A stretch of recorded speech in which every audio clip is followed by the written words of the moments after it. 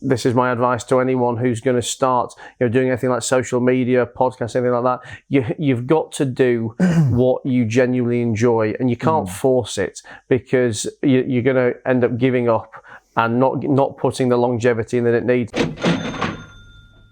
Well, I think it's about being realistic and relative to your circumstances. Okay, yes, it might be.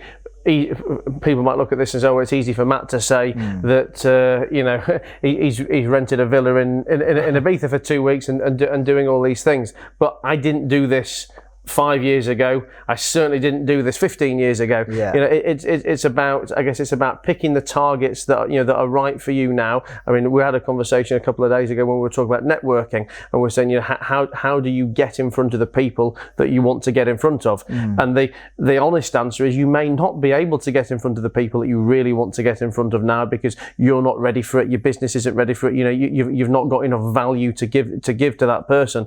And I think this is probably a variant on that conversation, in that you've kind of got to work your way up the giving ladder, and you've only got whatever limited resource you've got, whether it's time, money, whatever that may be, and you can only make the investments now that you can make.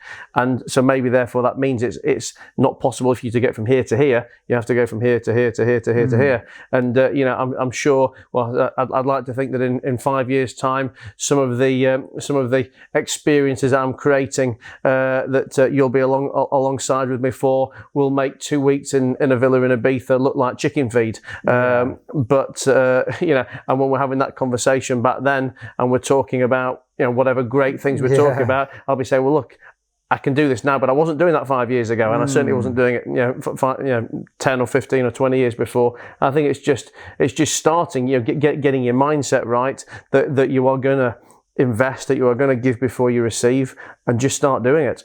And just find any way that you can do it.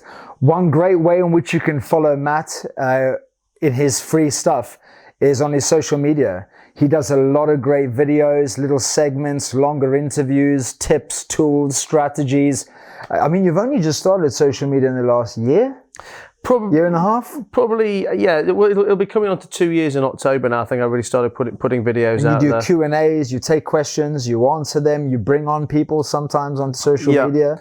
You do live interviews, podcasts, like you said. I think as well, the thing is, for me, and I think this is my advice to anyone who's going to start, doing anything like social media, podcast, anything like that. You've got to do what you genuinely enjoy, and you can't force it, because you're going to end up giving up and not putting the longevity in that it needs. And just made me think then when you talked about me doing Q&As and things, and I don't say it for effect because people listening. I genuinely love those Q&As. I do. Listen, sometimes I'm tired and I don't always enjoy making videos or recording content. In the same way we don't always enjoy doing anything in life. But I guess for me it's easier to fight through that when I'm doing things that I do genuinely enjoy. And I love hearing people's problems and trying to provide solutions. I love hearing people's business issues and trying to apply solutions from my own space. So I guess my advice is that if you're going to do something, you need to be committed to the long term,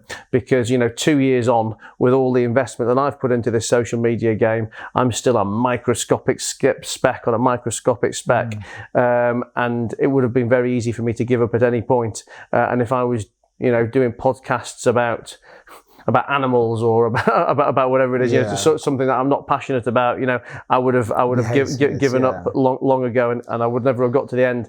And I guess that kind of fits in with this conversation of doing things for free, because you've just got to do what you love in a framework that you think ultimately is going to make some financial success and ultimately is going to provide the ROI. But I can't guarantee when it's going to be for you, just in the same way I can't guarantee what it's going to be for me. What I can guarantee is the more you push it, the further away it will become.